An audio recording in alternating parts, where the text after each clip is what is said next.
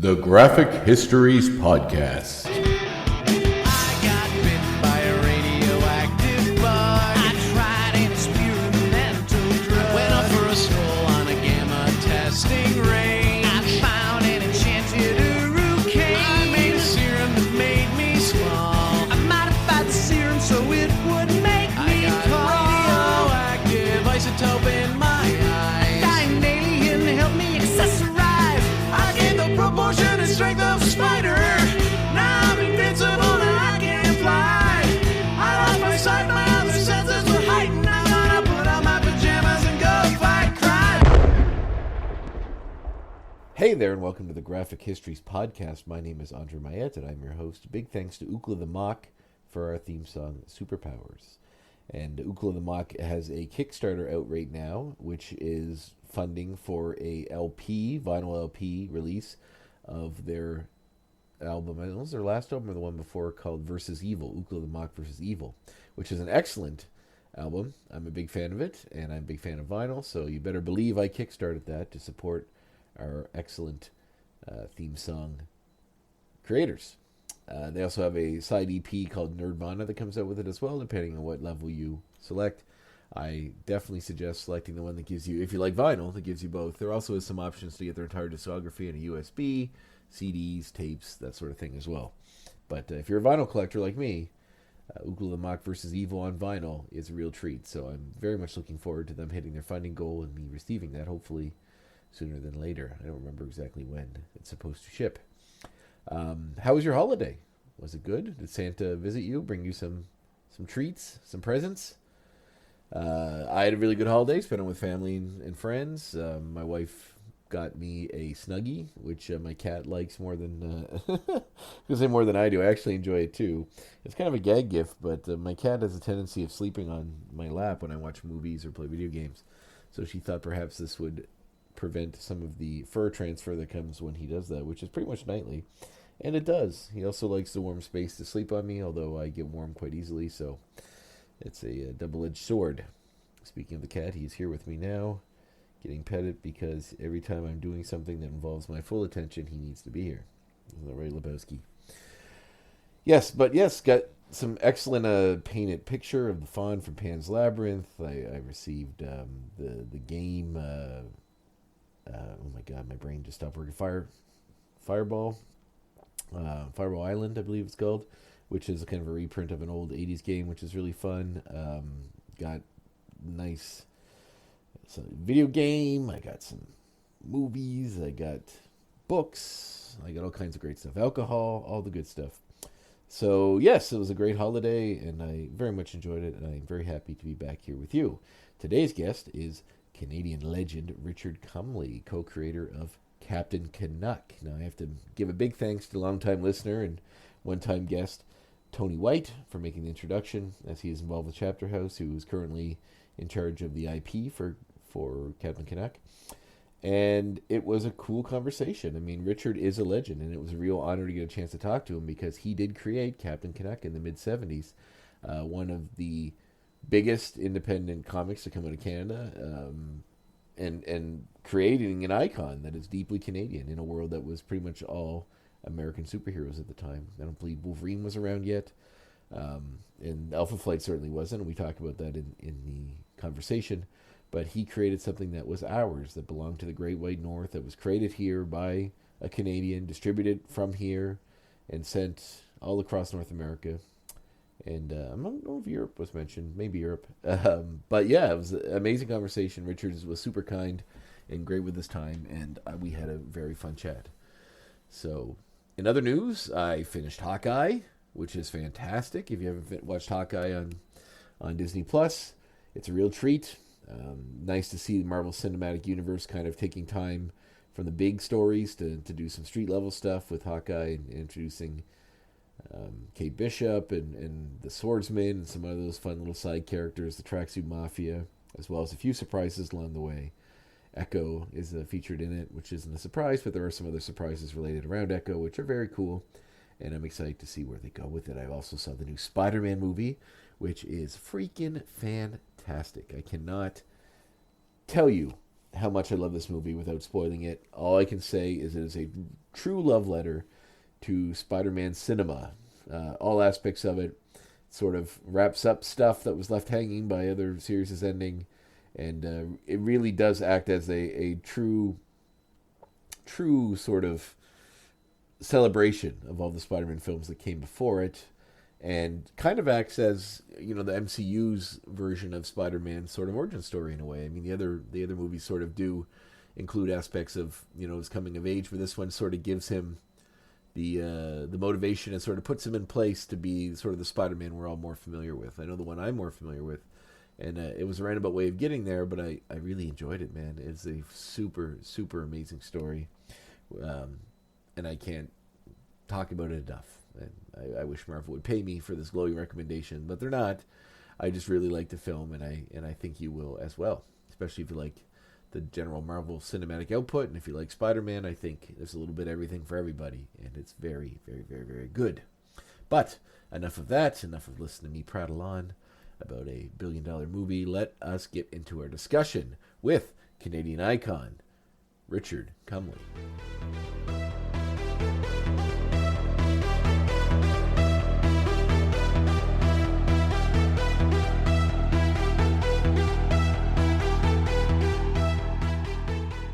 Let's get that light bulb out of the picture.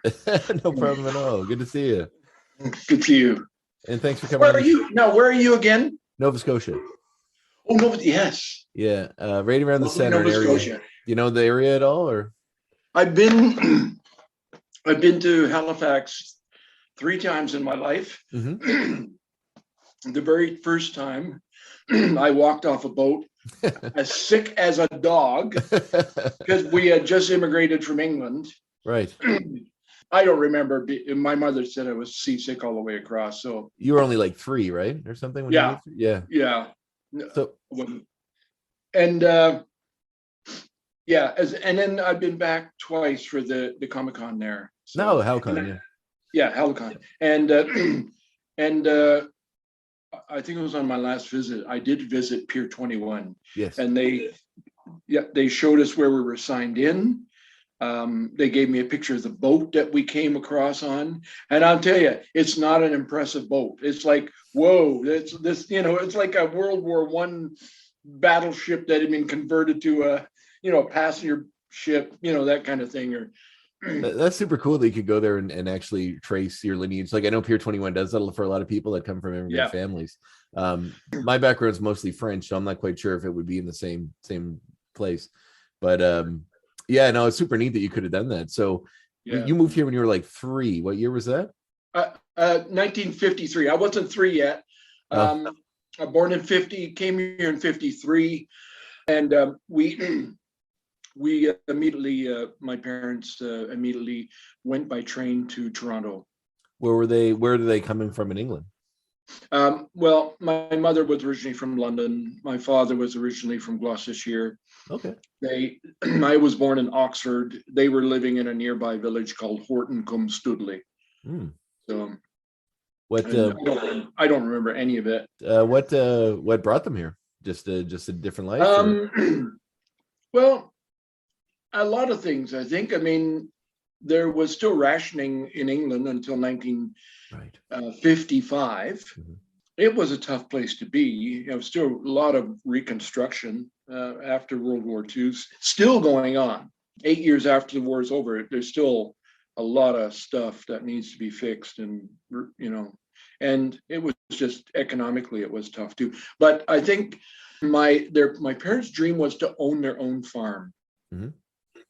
And to do that in England when you have very little money is just impossible. It's hard enough here, you know what I mean? It was a lot easier here in the 50s for immigrants to come here, and land was cheap, especially further west. I mean, if my parents would have stayed in Ontario, similar kind of story probably, but their place wouldn't have been as cheap. Mm-hmm. The 40-acre farm that they bought in Gainsborough District, Manitoba, they paid $50 down, $50 a month, and there was no interest. It Wow. was just a deal with the woman's first name was Dina, and she was a hairdresser, and she happened to own this little farm, approximately 7 miles out of Portage la Prairie. Yeah, I've been to Portage la Prairie. It's a nice You area. have? Yep. Yeah. I have a few side hustles I kind of do for work, and one of them is a professional wrestler. So so I was on tour in Winnipeg across. We had a big show that ended in Portage la Prairie, but we went up to Norway House and a few of those other communities that are super far north, and then kind of worked our way back down to. Anyway, no, I've never been to Norway House, and I think the furthest north I've been is Nipawa. Yep. I think we passed through there maybe on the way. That's a pretty little town too. Yeah, it's a cool little area. It's kind of a different world. It's funny, like anything when you go from the Nova Scotia to Winnipeg, and you're in you don't know what to expect when you're in an industry. It's kind of full of characters, and you get there and you realize that they're all just the same as here. It doesn't matter where you go, it kind of stays the same. So yeah, that's super cool. So what kind of farm was it? Is it just like a? Well, my father attended agricultural college in England. You finish school when you're 15, and then you have to decide on a vocation, and then continue your schooling in that vocation. And he went to agricultural college. His father had been a farmer for a while, then went to work for the government. My grandfather had a very interesting job during the Depression. It started. He would. People who worked in the big cities, Birmingham and London, in factory jobs, were given an opportunity to try living in the country and working in agriculture. Mm. He basically accommodated, and the men would come, they would work at it, and then if they said, "Yeah, I like this," then the rest of the family would come, and they basically would establish a village. It was a village would grow out of that, and then they would all work as farmers. And so, but my parents had a small dairy farm. It was kind of mixed farming at first. It was only 40 acres, so it wasn't their full-time occupation. Mm-hmm. My father worked also as a mechanic. In the 50s and 60s, automobiles were a lot simpler. No computers, no chips, pretty straightforward stuff. Yeah. And so. Oh, that's very, very interesting. So you grew up on the farm then? From the age of about 5 to 17, I grew up on a small farm. Yeah. Wow. And you have brothers and sisters? I'm the oldest of 6. Oh wow, that's a big family. Yeah. It wasn't in at that time. Having 6 kids was not unusual at all. I suppose. Yeah, I kind of forget that. It seems pretty modern. Modern days, 1 or 2 seems to be the norm. But back in the day, like I had a friend in school who's had 21 aunts and uncles on one side of the family. So his grandmother had 22 children, which is like, to me, it's astronomical.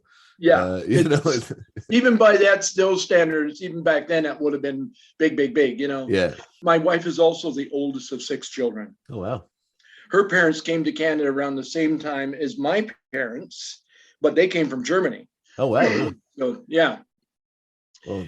And my parents, who had lost 3 siblings in World War II, wouldn't be giving the time of day to my wife's parents, because they still held hard feelings towards Germans. So yeah, it's hard to believe, like, people forget about timelines and how, like, World War II and all that stuff, and how, like, it does seem so long ago, but it's really not, if you really look at the scale of human history. It's actually like the level of, it's like within 100 years less, it's the level of that, and some of those prejudices that still kind of carry over. It's kind of insane. But a lot of the people, it's not, it's governments that fight, people just get caught up in it. So, but that's very interesting. That's very unique. So do you know what brought her parents here? Similar story, or?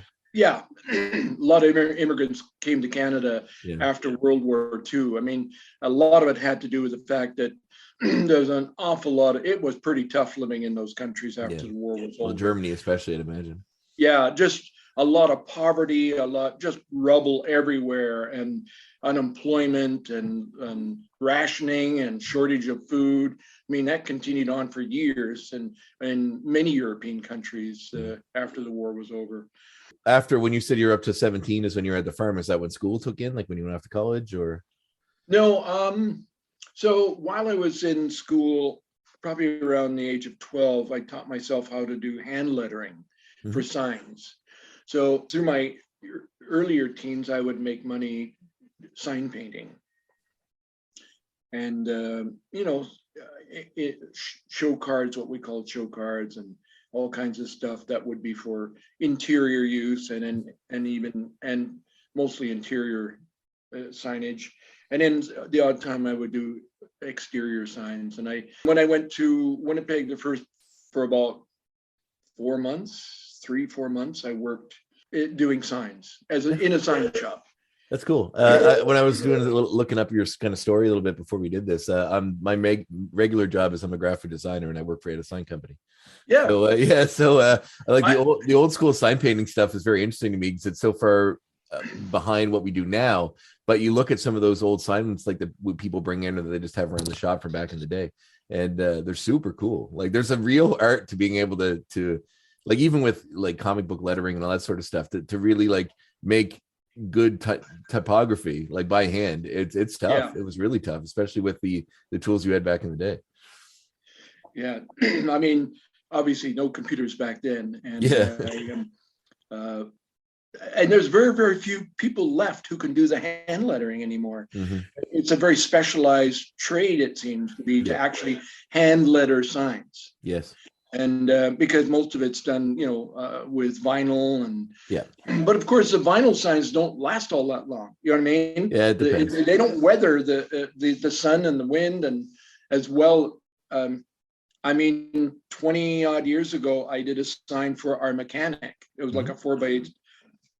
I did 2 4x8 signs. That's 22 years ago, and they still look pretty darn good. Yeah. Like they faded a little wee bit.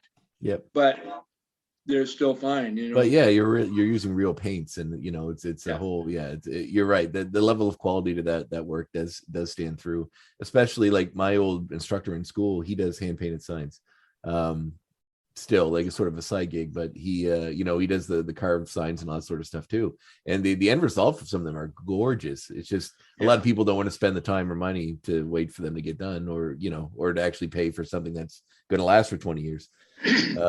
So you're right, it is sort of a dying art, which is sad, because some of the work that comes out of it is beautiful, and you really just got to look for high-end places that tend to have it, like fancy restaurants or stuff tend to go that route still, but you don't see it a lot with regular businesses. No, that's super cool. So around the time I turned 18, I got a job as a crest designer. And then, so that was strictly an office job, and again, long before computers. And so everything was drawn by hand. I'm talking crests, sports, you name it, all of that stuff. So they'd have to be drawn, and then that would, a pattern would be made, and then that would be impressed or stamped onto material. And then I sat in an office space that was probably something like 5 by, 12, 14 feet, a big long table. Out of one end, there was like 90 women working on machines. And my responsibility was to make sure those machines never went quiet. So there was just a constant, making all these crests. And then I also did embroidery design for, it was kind of popular back then, embroidery on outerwear especially. And in the early 70s, there was a lot of what I would call boutique wear. And it was very much inspired by the hippie culture. Yeah. So one of the designs I did was embroidery on bell-bottom jeans. and there was 4 different designs. And of those 4 different designs, thousands and thousands of jeans were made from those. So, and I'd be driving down the street and I'd see people, waiting at a stop, about to cross the street, wearing one of those pair of bell-bottom jeans. They look pretty crazy now when you Yeah. see somebody in them, you know. That's super funny. Yeah, well, it's funny that you can point that out even in fashion, you know, because even doing signs, I'll point them out constantly and be like, I did that one or that one. Yeah. But the fact you'd see clothes on like hippies at that time period that's amazing. Yeah.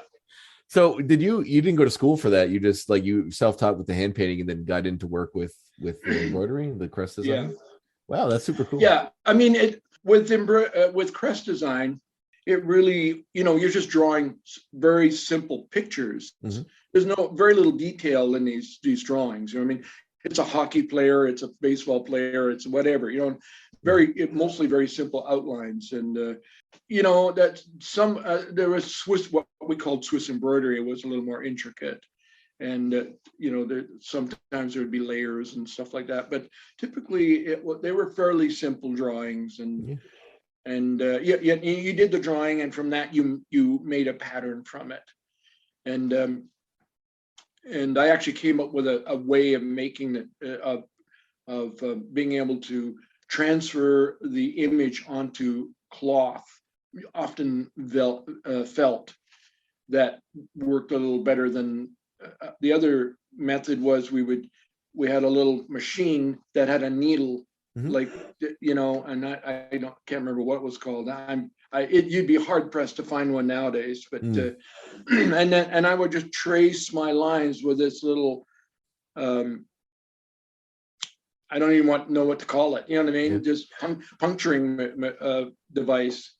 And then they would use that paper pattern and they would use, if it was a dark cloth, they would go over it with, say, a white ink, you know what I mean? On it, you know, just kind of brush over it with white ink. If it was going on white or a light color, then it would be a darker ink that would be used on the paper pattern. Wow. So, that's cool. Yeah. I love how like it seems like you have such a firsthand knowledge of like all the aspects of the garment designing, you know, and even the sign painting and stuff all through the years. So that's a level of experience you don't see a lot with people nowadays. Yeah. So that's awesome. So when did so right around here is when Captain Canuck first came out? Is this in the early 70s? Actually, I did a bunch of things. I worked as an embroidery designer. I did some fashion styling too in the early 70s. And again, this is all boutique wear, interesting looking vests and all kinds of accessories and stuff like this. And So there was a lot of boutiques back then. Would this have been clothing that you yourself was into, or is it merely designing for like a type of people that wasn't really your own field, but just sort of what was industry standard? I mean, I never wore a pair of my bell-bottom jeans. You know what I mean? Even though I had access to them for free, even, you know, and I don't know, they just seemed a little too wild to me. That's fine. But yeah, not, you know, but I would have looked more or less like people in the early 70s. You know what I mean? The hair was a little bit longer. And you know, the clothes, you know, you've seen. We were looking at a picture of my wife and all of her siblings. They had a photo taken in 1973. And, you know, as soon as you see the photo, you know, the hair, the plaid was crazy popular in around 73. You know what I mean? And, you know, just, you know, the shirts are really crazy. And, you know, very colorful. It must have been a fun time to fashion design, and you know what I mean. Like it felt like creatively you had a lot of free reign to probably do some pretty wild stuff. Just you know, just flex your wings that way. Yeah. Well, then so I also for a while I was I worked as a graphic designer for a little while too around that time, and of course this is long before computers, and so and it was everything was paced up. You know what I mean? You would do a drawing, and if you had to reduce it, you know, there's a camera. You use a stat camera to make a what we call a PMT, and then photocopiers came in, and if it wasn't a really there were photocopiers even at that time that could reduce things. They were quite expensive back then, but the quality of the copy was good enough that you could use it in graphic design, you know, at a certain level. You know what I mean? Because most of this stuff was print ads, newspapers, magazines. Obviously, no internet. So So the web design aspect probably didn't come till much later. Yeah, I did portraits. In fact, one of the places I did portraits was Eatons department store. Oh, yeah. Wow. That's how I met my wife, actually. I was November, December, I was on the 8th floor of the Winnipeg Eatons department store. And that store in Winnipeg was, I read somewhere that 10% of all retail sales in the province of Manitoba were made at that one department store. Oh my God. Yeah. Yeah, it was a big deal. Now, of course, it's not even there anymore. They tore it down and they built a stadium. You know what I mean? I was on the 8th floor doing caricatures and portraits. I had a deal with Eatons, and I paid them a percentage of what I took in. So, and so you had like a portrait studio that you were set up drawing? Yeah, it was just really just a setup. You know what I mean? The 8th floor was turned into kind of what the Christmas land.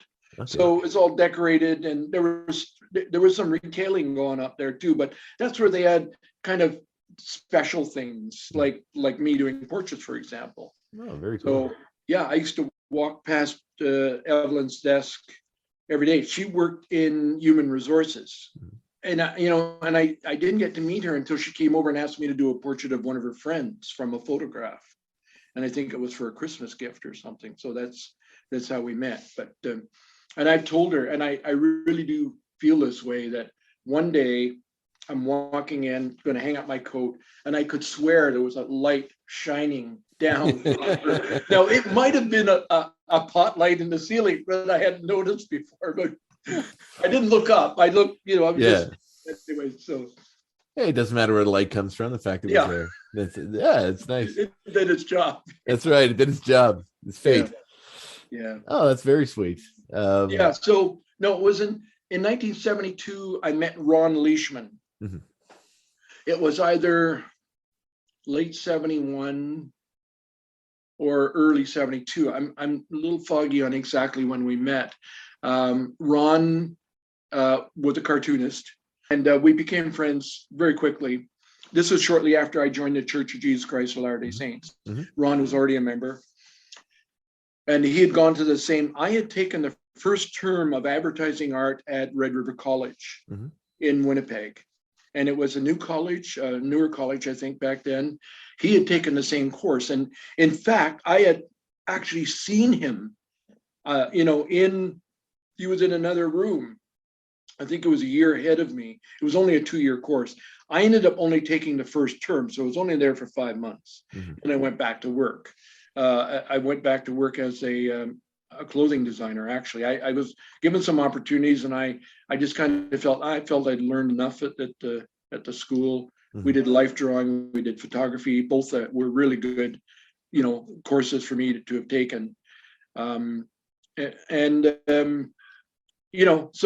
anyways, I met him at church. We would get together. Typically he'd come to my place, and he was the one who introduced me to this whole idea of Captain Canuck.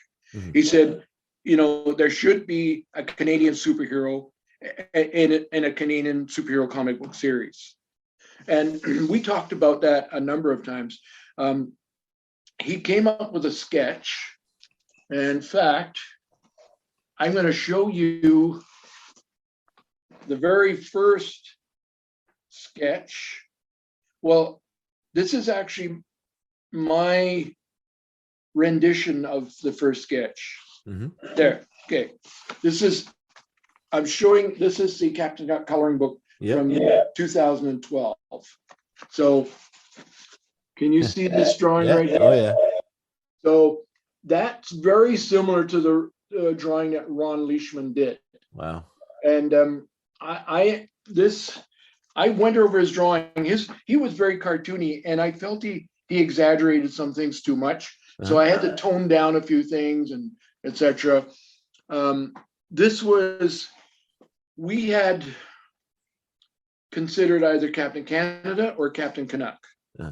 We they were both, we were trying to weigh which one would be better, to go with. And then this was in 73. I walked into the Hudson Bay store, which was the other major retailer the huge in downtown Winnipeg. Yeah, them both covered. Yeah. And so when you went to downtown Winnipeg, you went to the Eatons and the Bay store. It was just, almost everybody would go to those stores, you know what I mean? And I went in there and there was this sweatshirt.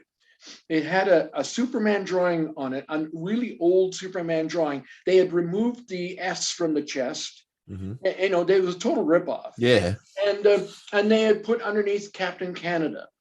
And it wasn't a very well designed sweatshirt. And I just said, okay, that does it. We're not using that.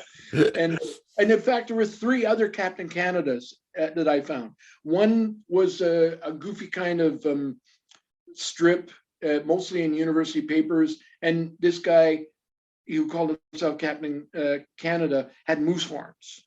Okay. And leading pretty hard into the stereotype, I see. Yeah. And then there was another Captain Canada, and he wore a Zorro hat. Bruno Garussi was behind that one. Bruno Garussi of the that old TV series that was shot out in Vancouver, where they pulled logs or something. Oh, yeah, I can't think of that either. Beachcombers. Yeah, okay, yeah. Beachcombers. Yeah. No, that's a classic Canadian show. Yeah, that's really old. That's I remember reruns of that when I was a kid. It was on TV. That Danger Bay. Those are the ones he used to do. Yeah, I don't remember Danger Bay much, but I definitely remember Beachcombers. So, anyways, we now the original idea was Ron and I were going to do it together. So Ron was a cartoon person before, right? That he used to do strips for newspapers, or like what was his general cartooning? Well, he kind of just finished school. Go toonaday.com is his website. Okay. TOON aday.com. Okay. And he's been running that strip for 25 years, or that website for about 25 years, and he's done well with it. Oh, cool. So basically, so every morning I get a fresh new cartoon in my inbox that comes from Ron, and hundreds of other people do as well. And you can get this for free. And they're cute cartoons. They're really, they're often very funny. They reflect things that are going on. Often, there'll be Christmas themed ones, for example. Yeah. And his cartoon style is very, as soon as you look at it, it's funny and somewhat simplified. He's really got that down, to a knack. But before, awesome. What happened in Ron's case is that he decided to serve a mission for our church. And so around 73, he went out west and up north and worked for the oil industry, where it paid really well. And to raise money to support himself on his mission. There is no paid ministry in the Church of Jesus Christ of Latter-day Saints. So anybody at any level. So missionaries have to have the savings to, pay their rent and feed themselves. Wow, that's interesting. I didn't know during that. the 2 years that they're serving. And any bishop or anybody, they work at a job and they do their callings. We refer to them as callings, on their off hours kind of thing, and weekends and stuff. Yeah.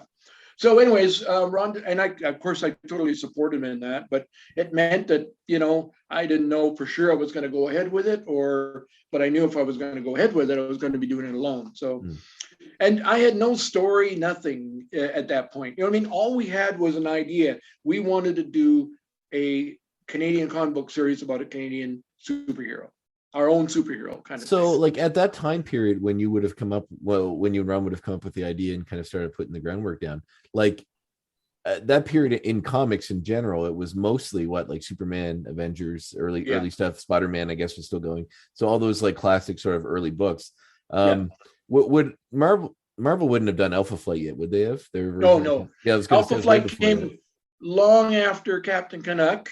Yeah, because I know Vindicator was very, very, his design was very, very close to yours. That's for sure. Oh, yeah, I know. And it's painfully too close. It causes a lot of confusion. I've had dozens of people come up to me at Comic Cons and say, "Oh, how come you let Marvel use Captain Canuck?" And then I have to explain that's not Captain Canuck. That's And there's a couple different names that Yeah, they've character. had a few different ones. Vindicators one that's been stuck It was in John mind. Byrne that came up with that, and between 77 and 85, I lived in Calgary. I did Captain Canuck for a while Mhm. in Calgary, 79 to 80, end of 80. Mhm. And so I knew John. We would see each other every now and then. Very friendly guy, John was. At least he was then. And but yeah, he just, I guess Marvel said, hey, come up with a Canadian, superhero team or something. And this was after Captain Canuck. The thing is too, is that around that shortly after I came up with Captain Canuck, Stan Lee was going from, he would visit university campuses, and I guess maybe other venues too, and give talks, sometimes to very small groups, sometimes to larger groups. I mean, I've done the same thing, as that, but, and he was telling crowds at these Canadian universities that Marvel was going to buy Captain Canuck. No one ever approached me or talked to me about this. And I think Stan was just trying to appeal to a Canadian audience. Yeah. You know what I mean? And he was just, we're interested in Canada. We're going to buy Captain Canuck. You know what I mean? I think that's the approach that he was taking. So yeah, he always, I read I've talked about it a few times in the show. I read that biography that just came out about him that Abraham Riesling did, the one True Believer, that was sort of about his life. It doesn't necessarily paint him in the nicest light. It doesn't really paint him in a bad one either. It just sort of, it sort of reveals that he was more of like a carnival barker for comics than a real, like he took a lot of credit for a lot of things he probably shouldn't have, is sort of some of the things that they alluded to. And it sounds like he was more of a hype man than a real, deep ideas person, who always sort of wanted to do legitimate, I use that in quotes, but legitimate literature, and always seemed to be upset that he was only ever taken seriously for comic books. But,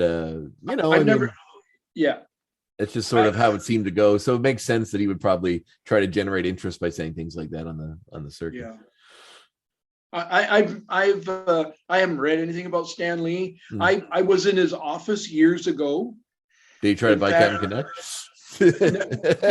I was in 1994. I was visiting friends in California, and I was working on I was starting to work on a video called Drawing from the Pros. And I had a friend down there who worked in animation who was helping me, line up guests. And because I interviewed some really good artists on this tape, Alex Nino being one of them. Oh, wow. And so wonderful guy Alex Nino is. So the day of the riots, you remember what that was in 94, those riots that ended up with about 40 odd people being killed. And that was Rodney, I think it was. Rodney King thing. Rodney King, or it was. And the funny thing is, I was driving around with my friend's oldest son, and I had to leave the next day to come back to Ontario. And I had about 3 or 4 places I wanted to get to before, I headed back. And one of them was I wanted to go to Marvel's office, which was in California. And it wasn't that far from where I was staying in Thousand Oaks. So we drove over there. Stan wasn't there, but I was in his office, just glanced around, and then we left. And I remember we're driving, and I see smoke off in the distance. And I said to Aaron Estrada, my friend's oldest son, I said, what's all that smoke over there? And he said, oh, I don't know, maybe it's a refinery or something. You know what I mean? And then what was really funny, we get back to Estrada's home in Thousand Oaks. We open the door to walk in. It's about, 6:37 in the evening. As soon as we open the door, and there's about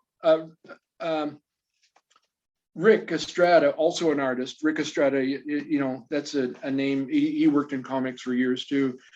Also a Latter-day Saint. He had a lot of kids too, and he had 9 children. Oh, wow. I had eight. Yes, yeah, I know you have a lot too. So, anyways, we opened the door, and a lot of his family were there. Wife and a bunch of his children were there.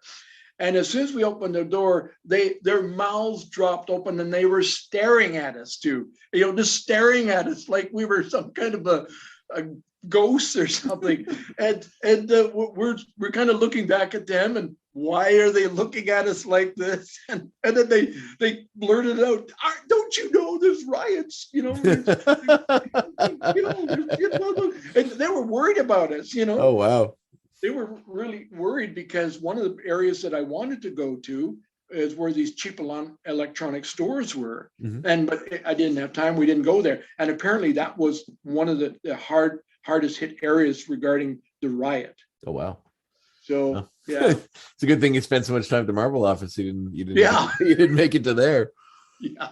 So when you first started putting out the book, then so you're coming up with the idea on your own after your partner kind of went off on his mission, or to make money for his mission. Because I was looking, just like kind of doing some research, and it was heavily distributed, right? The first run. It was heavily what? Distributed? Like it was in quite a few places? Yes. Yeah. So in 73, I was already talking to distributors. Okay. So the first issue came out, and it was released in May of 1975. Mm-hmm. It's dated July. So I started talking to distributors in 73. What I started to do the research and try and put it all together starting in 73. I'm working full time, so I'm just doing this on occasion, you know what I mean, when I get a chance. And so I found a distributor based in Oakville, Ontario. And what was really different back then was that 98% of all comic books were sold in drugstores and off spinners. They were, and it was all done through mass market distribution. Yeah, there weren't comic stores really, not the way we know. No, there were a few. Yeah. There was one in Winnipeg. I think there was one in Toronto. Mm-hmm. I believe there was one in Vancouver. There was a few in the States, but I mean they were very few, and very rare. But so the way it worked is that this national distributor supplied 35 wholesale distributors across Canada. Okay. And if you go into the States, it was between 350 and 400 regional wholesale distributors. So they managed the distribution to the regional distributors who had protected territories. They were protected by basically gentlemen's agreements. You know what I mean? It was just the way it was done. Mm-hmm. And that changed, of course. Yeah, I was going to say that's not the way it is today. That's for sure. Yeah. And so they would take, and then all those regional distributors would get them into the stores. And then when the next issue came out, they would take that issue off and they would tear the cover, portion of the cover, to prove that it had not been sold. Because you only received a payment for the sold copies. Oh, wow. Yeah. Wow. Yeah. So, and the other major hurdle I had was I really had no money, and I needed to get a printer, and I found a printer in Winnipeg where I lived, and so you would have to get like hundreds of thousands of copies done and then ship them off to this promoter, and they were distributed to other independents. Were they distributing in the States as well, or is it just in Canada? Yeah, but only in selected areas. Okay. In the beginning, they were primarily border towns too, like Detroit, Buffalo, New York City would have got some. So, they weren't sending them way far south, at least as my understanding. I don't remember where in all they were distributing. Now we got nation or US wide distribution in 79. So, but until 79, it was just selected area, states and centers. And that's interesting. Yeah, I don't know. I guess it's the cynic in me about the States. It kind of assumes they wouldn't be interested in anything to do with Canada, but that's interesting that keeping it in borders makes sense. Very cool. That's awesome. Yeah.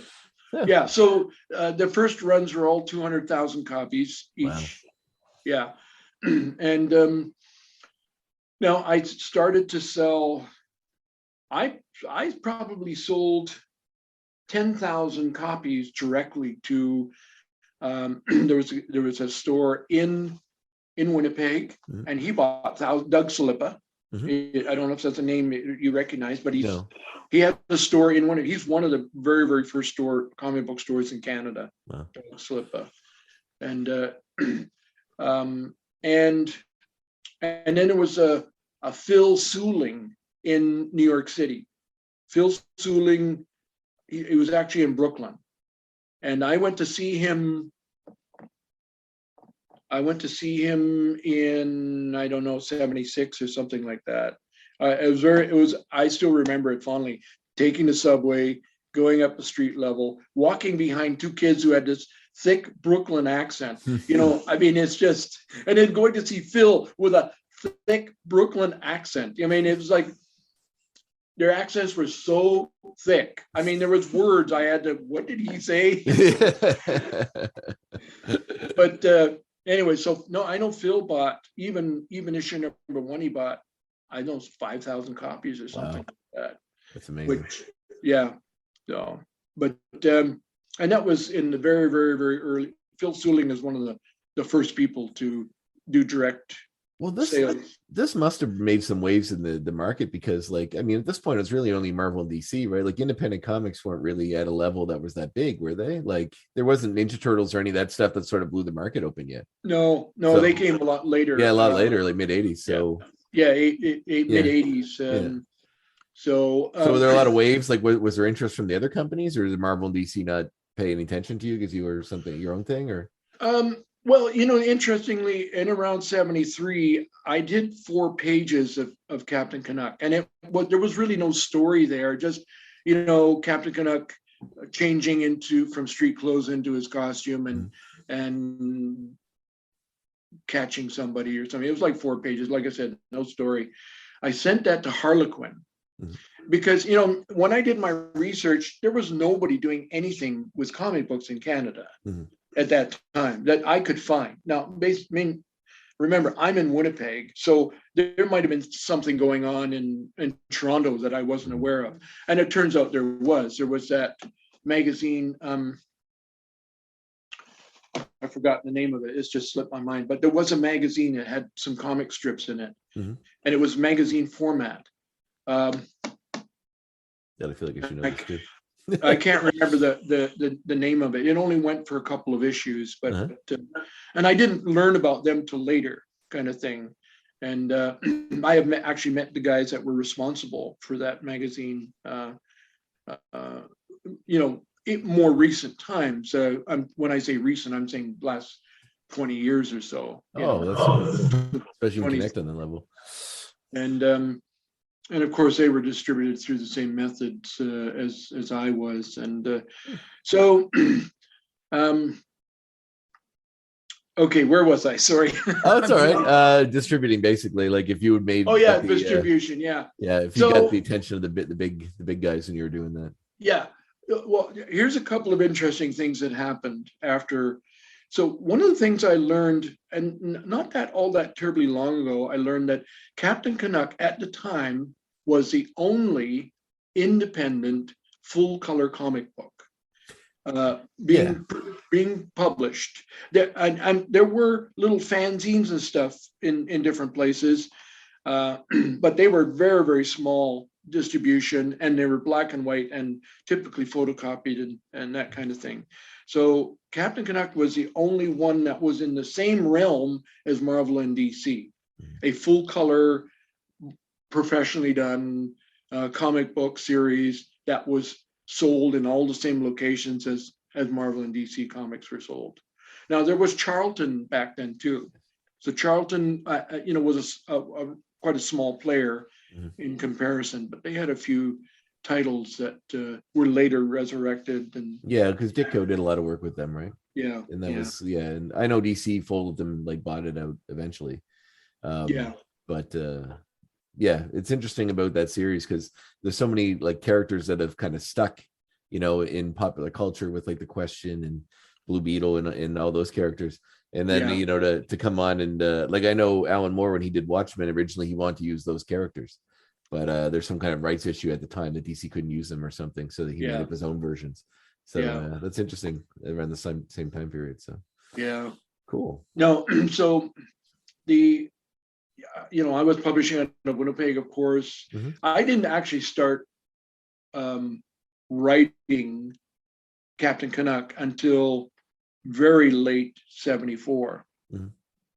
And so by 74, I had borrowed some money with my parents' help. I borrowed $7,000.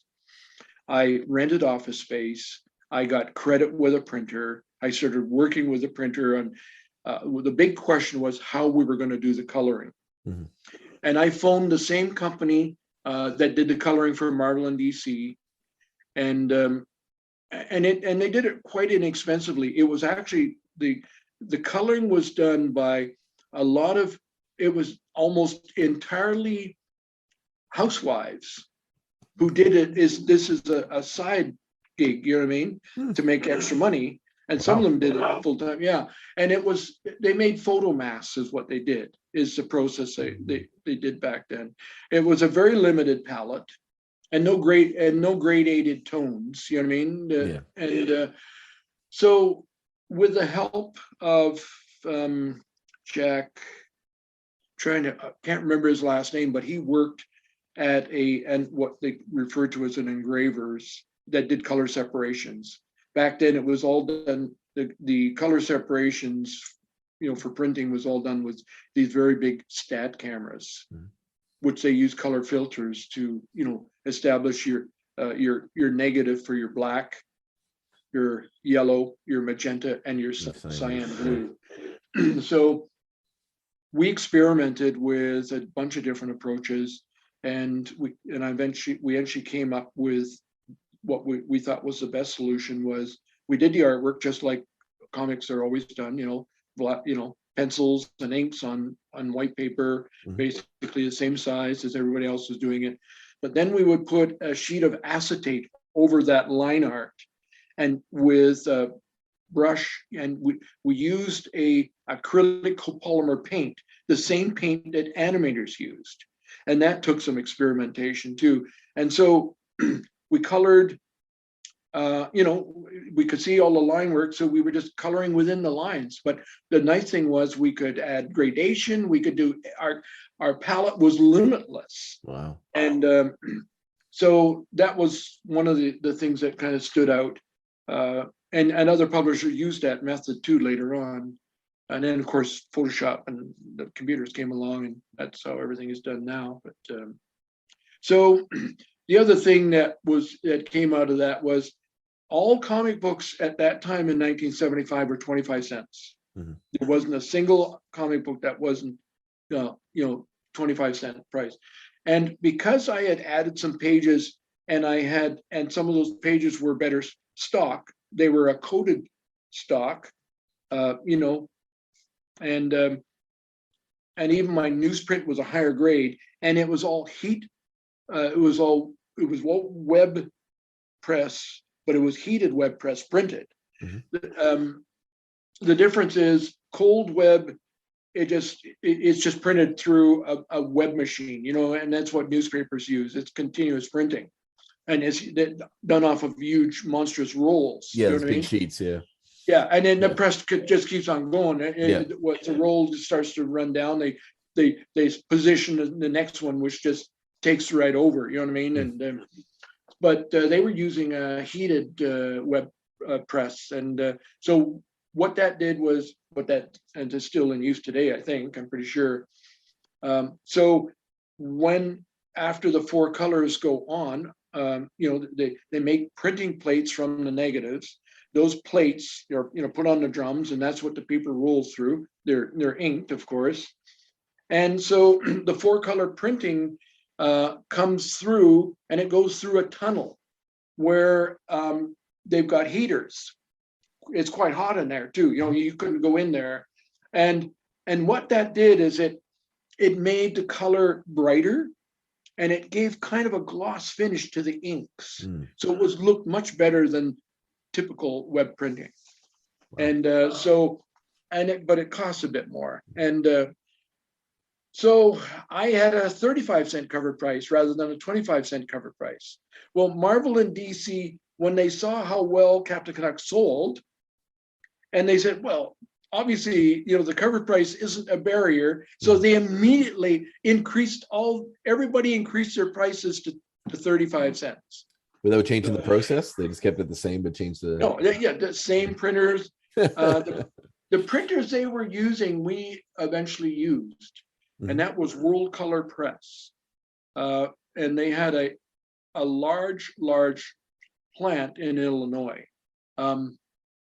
What was the town in Illinois? A town of about 6,000 population, and many of the town's residents worked at World Color Press, which at the time I believe was the largest printing facility on the planet.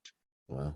And they did all the comic books that were published by Marvel, DC, and Charlton. Well, I'm not sure about Charlton, but were printed by them, and they had.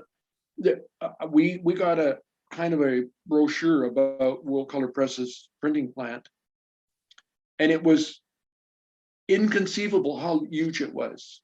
The trucks that came to pick up and deliver hundreds a day. Wow. They had a web press is like monstrously large. You know what I mean? I don't know, what would they be, 60 feet long at least, by and they're monster presses. They had I can't remember. It was like 100 of those presses in this building. Yeah, it was just insane. I think they said there was a plant in Russia that was close to the same size. You know what I mean? It's kind of insane when you think about, like, in modern day stuff. I mean, you can get hooked up with publishing companies easy, and it's all online. You can send all the files off and have it all done. But to think about back in that time when you literally had to call everybody, or write them letters and wait to organize all this stuff, like the amount of work that would be required just to get all that together it's insane. Because now it's a few emails and you can pretty much get everything you need sorted out. But back then it's a real process just to get all that coordinated in a way that can get you out there. Yeah. Wow. Phone calls and letters. And sometimes it would be special delivery, you know what I mean, if you needed to hurry that letter up. Right. And so it was. So when you were growing up though, you never really read much comics, did you? Or were you a comic guy as a kid? No, I didn't. I drew from a very early age. I was encouraged by older people, a neighbor, and other people. And I did see comic books, and I would go to a neighbor's house and they would have Dennis the Menace. And I'm pretty sure I saw a Superman comic book at their place too that I read. And it was a Joe Kubert illustrated comic book. Yeah. So, but I never bought them.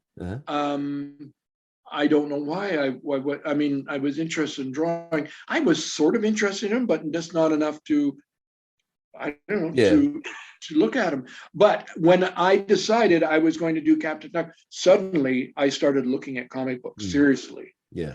And I would go and buy them. In fact, there was this used bookstore that would sell copies that had the covers removed.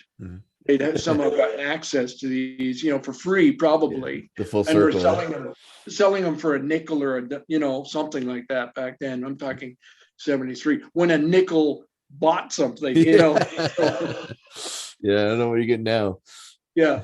So, so I really started to look at them and and pay attention to the art, the way the art was done, the way the storytelling was done.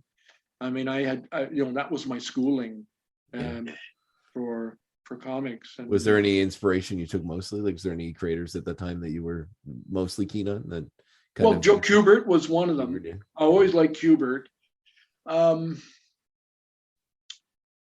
were some writers that I really liked. One of the, I'll tell you one artist that just blew me away way back then was Nestor Redondo. Now, some people will know that name. He is still, you look at his work and there's even today, with the level of illustration for comic books is way up there, way up from what it was back then. I think, the coloring, the everything. You know what I mean? And so Nestor Redondo was Filipino, and he did a number of things for DC. Beautiful stuff. He did Swamp Thing. He did some early Swamp Thing, and I think it was David Michelini. Was that him? He's a writer. Yeah. He wrote writing for Marvel for quite a while. He did Venom initially. And so, I mean, he's probably older than I am. And he did. So I remember those books. And, there's a few other artists that I was really impressed with too, but I just can't remember. Those two stand out in my mind. Wow. Okay. So, I mean, you've been doing sort of versions of Captain Canuck, like continuations of it on and off for quite a while, right? Since the initial day. Yeah, 75 is when I first published. Yeah. Yeah, and you teach as well, like art stuff as well. I have. Yeah, I have over the years. The very first time I officially taught a course would have been in, I believe, '89, and that was here in Ontario, and that was actually done for an art supply store. Okay, cool. Yeah, here it was in Cambridge at the time, and then I taught classes in my own space. I had studio space, and so it was kind of a side thing to help generate some income. And then later on I taught at Conestoga and Mohawk, which are colleges here in Southern Ontario that are fairly well known. Wow. And I did classes in the evening in both colleges. So continuing education courses. Yes. Continuing education courses. So very nice. And then one year I helped Mohawk come up with a course back in '06. I developed a course with Mohawk, and it was a 1-year postgraduate course on comic book and children's book. Yeah, that's what interested me, because like that was probably, there aren't at that time. When did you do that? When you come up with that course? What year? Well, I helped the other guys come up with the course, and you got to remember this was a postgraduate course, so you could only take the course if you had taken a course. It could be in writing, journalism, it could be in graphic design, anything associated that would be a good pre introduction course, what I mean? And, although I was interested, because it seems like that probably been one of the first courses of its kind at that time, right? Because like Kubert had his own school, but that was probably around then too, was it, that he started that? Oh no, his school later? Has been around over 25 years. Okay, so it was right. Yeah, I'm guessing it's might be getting close to 30 years. I'd have to look, but Kubert's had his school. I mean, it started up very small, of course, and because there are quite a few of them now around. Like I know a friend of mine went to Ty Templeton's one. Yeah. In Toronto, and he's a good artist and a good teacher. He's one of the coolest people I ever met. I just like I did my own little indie comic a few years ago that it's long out of print now, but I gave it to him at a con, and he was and then I ran into him later, and he gave me a lot of fun notes on it, and it was very encouraging. So it was really cool. Yeah, he's a good guy. Yeah, I'm hoping he's doing better. I know he's sick right now and going through chemo and stuff. So I'm hoping that. Oh boy, he had heart problems 2 or 3 years ago, and he seemed to recover well from that. But this is news to me, what you're just telling me. Yeah, well, he's been talking about it a little bit online.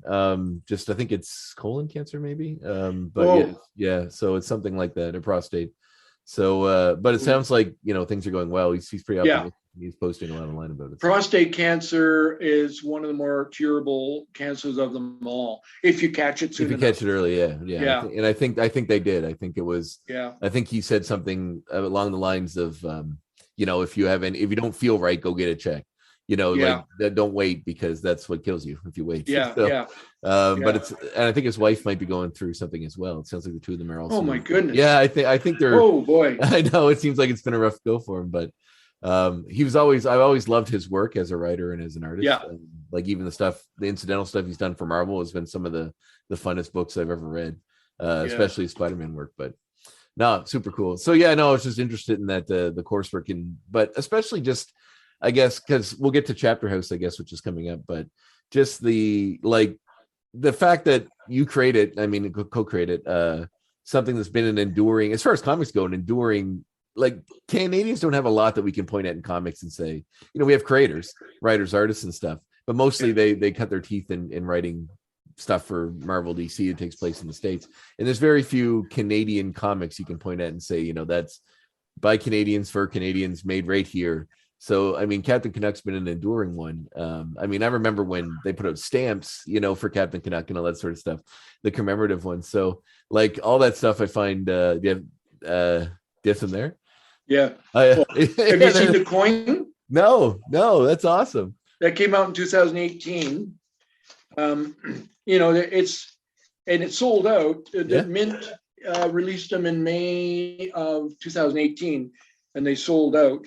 And it's they actually approached me in 2013, and so here's the coin. So it's not round. Mm-hmm. It's the same. Oh wow! It's the first issue cover. That's gorgeous. It's silver with color on it. So wow. Is that through the post office as well when they were selling those? Yeah, you could get these at post offices too. Yeah. You could get these at where you buy your stamps, and they sold out pretty quick. So now you got to get them off of eBay or something. And I is that hot sauce or alcohol?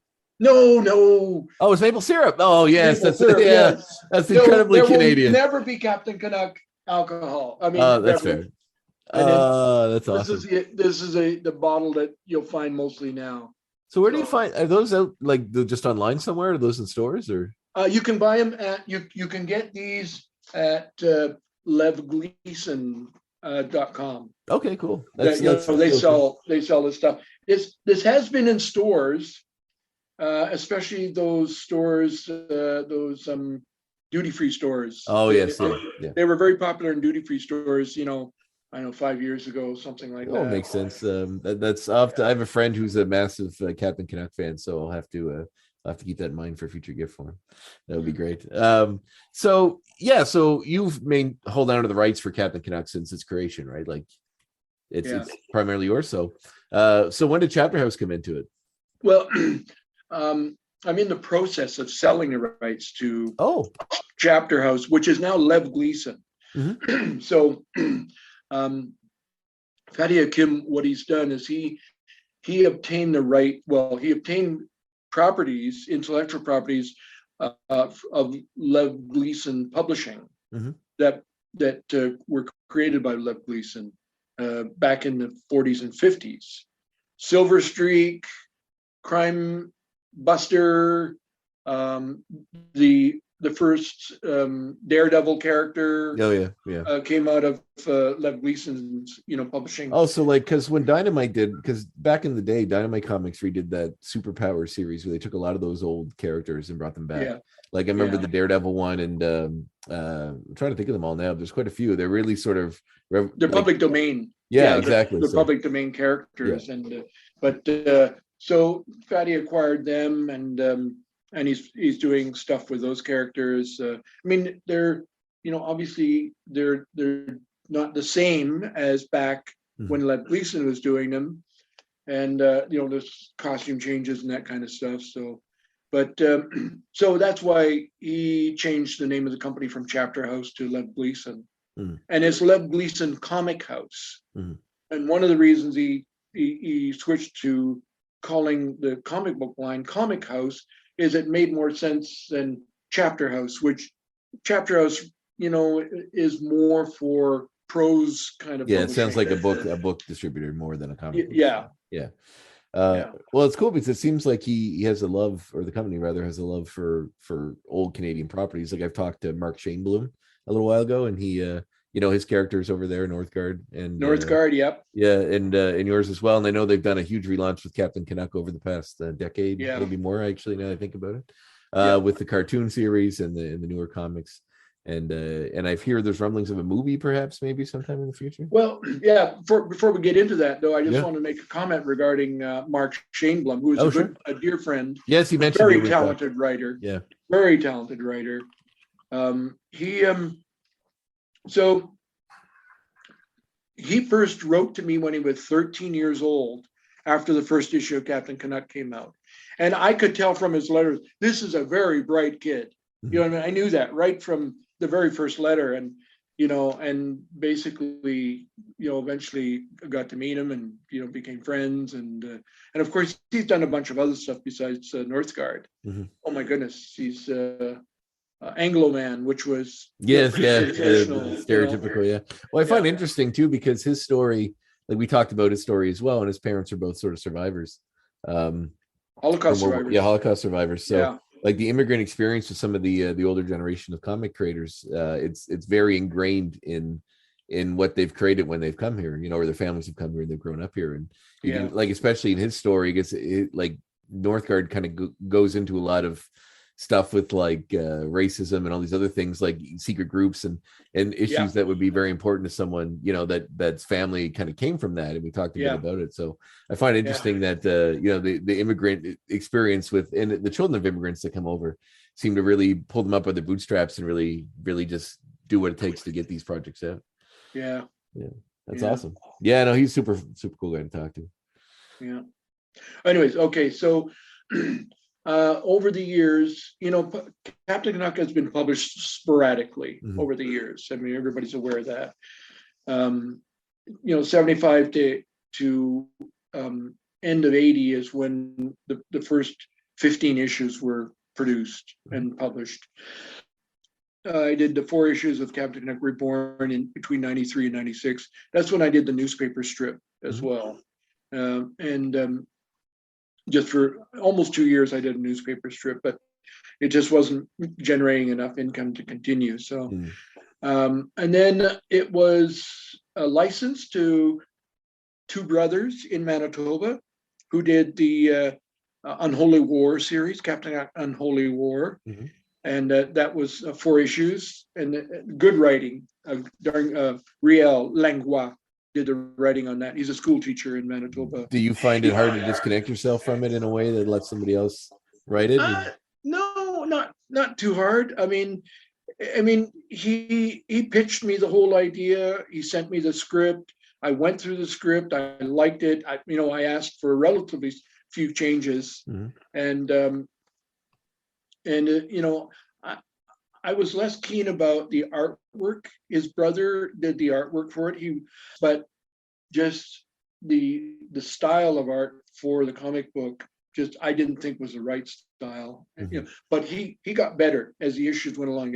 So did I. I mean, I can barely look at the first few issues of Captain Canuck. It just, oh my goodness, it's hard to look at them, and I don't dare read them either. You know what I mean? It's just Well, it's funny because when I looked at some of the old, like, because when Captain Canuck was being widely distributed when he first put it out, I think like Time Magazine had like a review of it, and I was like, oh, that's interesting, So it seems like it got everywhere and anywhere. But I know what you mean with that sort of looking back at your old projects. Even that old comic I did, I read it and I kind of cringe sometimes. But it's just like, learning. You learn on the job. Yeah, exactly. Yeah, just like a bunch of other. I look at some of the art from early artists. Barry Windsor Smith, terrific artist. I just picked up his that monster book that they just came out. Did you see that? So it was a Hulk story he wrote way back in the day. Yeah, that he ended up not selling to Marvel and just turning into his own story with his own creation. It's called Monster. It just came out, but he's been working on it for like 30 years. I've seen it. Yeah, I haven't read it yet. It's sitting in my library, but it's like next to my pile. It looks amazing. Yeah, no, he's a terrific artist.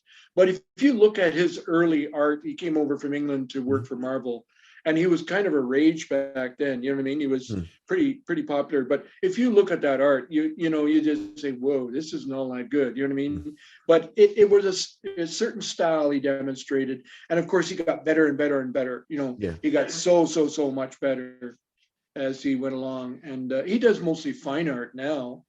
So his stuff's gorgeous. I mean, this new book is the flip through is it's very I don't know, it's a weird trip because it reminds me of the old days, like when his comics were out, because I've read a lot of reprints of his comics back in the day.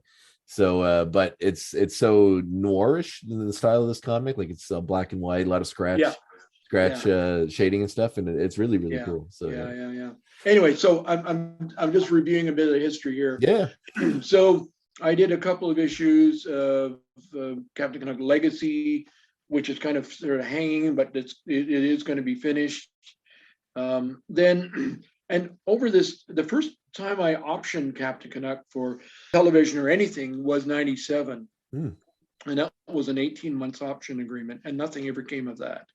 I actually did some work for the guy for it, some illustration and stuff. And like as an animated series, or was that no? Well, actually, his plan was to do using his very first project was to do an anti-smoking campaign using Captain Canuck. Okay. And anyways, and then the next and I wish I could remember his name. He was a real veteran of Canadian cinema. He made a lot of made-for-TV movies, some of the biggest budget TV movies at that time, in fact. And I got to look up his name one of these days. And then been through CBC or CTV or one of the. No, he had set up his own company. Oh, okay, cool, very cool. And production company. He had worked for CTV for quite a while, and then Sinking Ship. I had a 4.5-year option agreement. It kept getting extended. Mm-hmm. Sinking Ship is a very successful, mostly animation. They do live action too. They do programming for children, mm-hmm. and they're very, very successful. They've got lots of live action and animated stuff, sold all over the world. No. Great company. J.J. Johnson and Powers and another guy. And they wanted to do a movie, and they worked towards that, and just couldn't get it to. They just couldn't get the funding, whatever, you know what I mean. And and then for 5 years I was locked in with Mind's Eye for a movie. Mind's Eye is based. Well, they're Kelowna, BC, and Regina, Saskatchewan is where they're based, and they have churned out a ton of movies. Mind's Eye, just look them up, you'll see there are tons and tons of movies, and Bruce Willis and bunch of other names you'll recognize, and they. So I was, and that, it was a case where they started really putting things together too late in the 5-year deal I had with them. They wanted to extend it, and a bunch of people just said, no, don't. You gave them 5 years, and you got to move on. And some of these people who told me this were people who had been in the business a long, long time, and I. Okay, so I listened to them,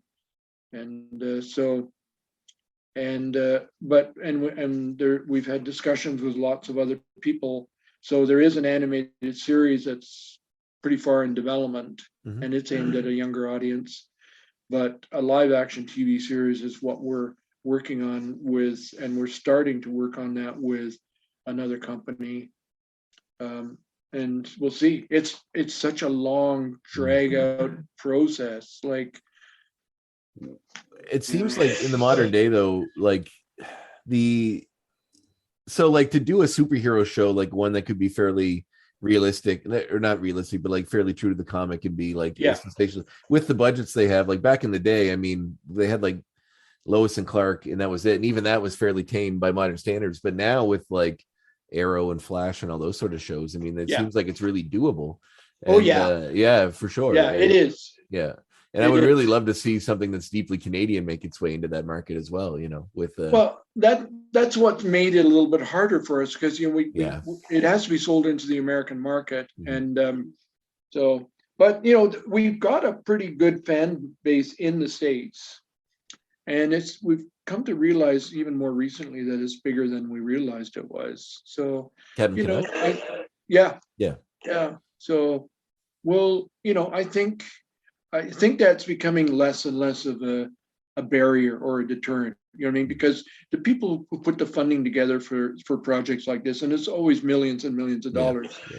you know, they really, everything has to be analyzed very carefully, and you know, so. Well, that's what I wondered, because I felt like, you know, like as I mentioned earlier, maybe it's the cynic in me, but it's the idea that, you know, you don't think that the Canadian thing would fly in the American market, because Americans seem very, you know, America first kind of thing sometimes. Yeah.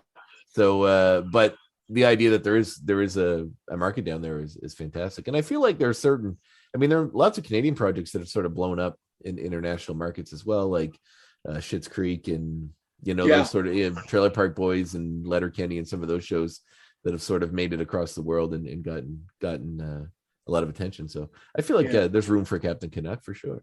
Yeah, I think so. Absolutely. Especially with the guys like Jay Baruchel writing it and stuff, or working with Chapterhouse and that sort of stuff. Yeah. So, you know, I mean, I feel like if he's involved, I imagine they could definitely get something off the ground. Yeah.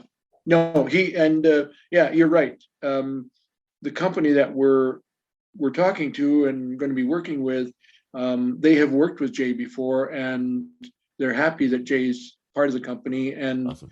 so so it is helping. His involvement is helping this whole project move forward. Fantastic. Well, I hope to see it soon, because that'd be awesome. Yeah. Well, it's not going to be real soon. Well, it's coming in. Oh my goodness. Yeah, it's funny when you think about these sort of passion projects that get made. Sometimes, you know, people are like, you know, they say overnight success or whatever, but it's, you know, the quote that it takes you like 20 years to be an overnight success is pretty true sometimes. Yeah. Oh yeah. Yeah. You know, it's a lot of hard work, and people don't see that until the big finished thing comes out. So I'm glad that you guys are out there fighting that war, because it'll be great to see. We'll see. Anything new on the horizon for you as far as projects go? Well, I guess COVID's probably keeping a cap on some things, but as far as public appearances and that sort of stuff go, I mean, things are still, there's all kinds of plans, you know what I mean, as far as Levelise. And I work closely with Fatty Akim, and, you know, I have been since I first started talking to him in 2009. Mm-hmm. And so over 10 years now, I've been working with Fatty. And so I like Fatty. He's really passionate. He's somebody who's grown up with comic books and popular culture like that. And so, you know, and I think this is in a little editorial in the 2014 summer special, where I think I mentioned in there, when Fatty was like 6 years old, he was given some money and by his father and said, "You can go buy anything you want." And he went and he bought a copy of Captain Canuck #1. That's what he bought. So, and it's, you know, what in wildlife, certain animals, when they see something, it makes an indelible impression on their brain, and they'll follow that creature forever. You know what I mean? So, that's anyways, awesome. Very cool. So the projects that I'm working on, I mean, I'm not working on right this minute, but we're going to turn Captain Canuck Legacy, that's going to be finished as a graphic novel. And Captain Canuck Reborn, the 4 issues of Captain Canuck Reborn are going to be put together with some extra work on it for a trade paperback. Mm-hmm. And the newspaper strip's going to all be assembled. The almost 2 years of newspaper strip will be assembled into a trade paperback as well. That's fantastic. Those are a little bit of work. Hold on one sec here. I'll give you an idea of what a page of that could look like. This is a newspaper strip. Oh wow! So that was the very beginning of the strip in '95. Wow. So, and this is, of course, the Captain Canuck Reborn story. Mm-hmm. And this is not Tom Evans. This is you know, what's his name? So Daryl Oak. Yeah. Right, Darren the new Oak. version. I'm sorry. Darren Oak. Sorry. Yeah. Yes, the new version of the character. Yeah. Yeah, that's super cool. I'm super excited to see all that stuff when it comes out. Tony keeps me in the loop, and he's got new stuff coming out, so Yeah. I'm excited. Well, it's Great. a real honor to talk to you, Richard, for sure. Thank you. Like I said, as far as comics go in Canadian comics, I'm always sort of pushing for more homegrown Canadian talent. I mean, it seems like they throw you a bone in the big markets every once in a while by making Alpha Flight or making Wolverine Canadian or something like that to try to, just keep it interesting. But to talk to creators that have really made a dent in the collective, comic book universe with homegrown Canadian content is it's a real honor to me to talk to someone that really started a lot of that. So thank you. Oh, thank you. Great. Anything else? Did I get everything? Or anything I missed? I can't think of anything. We've covered a lot of ground here. So, a lot of history. That's what I hope to do. Yeah. No, I think we've got it pretty good. Awesome. Great. Well, I look forward to seeing what's next. All right. Well, thank you. Thank you, Richard. Great talking to you. You too. All right. Bye-bye. Bye-bye.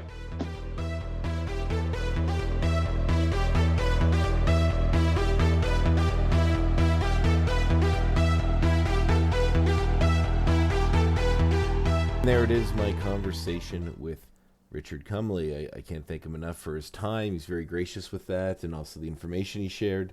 As I mentioned before, it was a real honor having the opportunity to speak with him, and I can't thank him enough, and Tony White for helping make it happen. Thank you, Tony. As this is airing, it is now January 1st, if I recall correctly, about the timing of when I get this ready, meaning Happy New Year. And it's been another great year of doing this podcast and speaking with each and every one of my guests, as well as all the new things to come in 2022. Hopefully, COVID finally gets behind us and we're able to move on and travel and see everyone and make things good. But in the meantime, I hope you're staying safe. I hope you're staying healthy. Hope you're doing everything you can to stop spreading this thing and, keep yourself and your loved ones at their optimum health. But anyway, thank you again for tuning in for another year. And I look forward to spending 2022 with you. And I will catch you next time.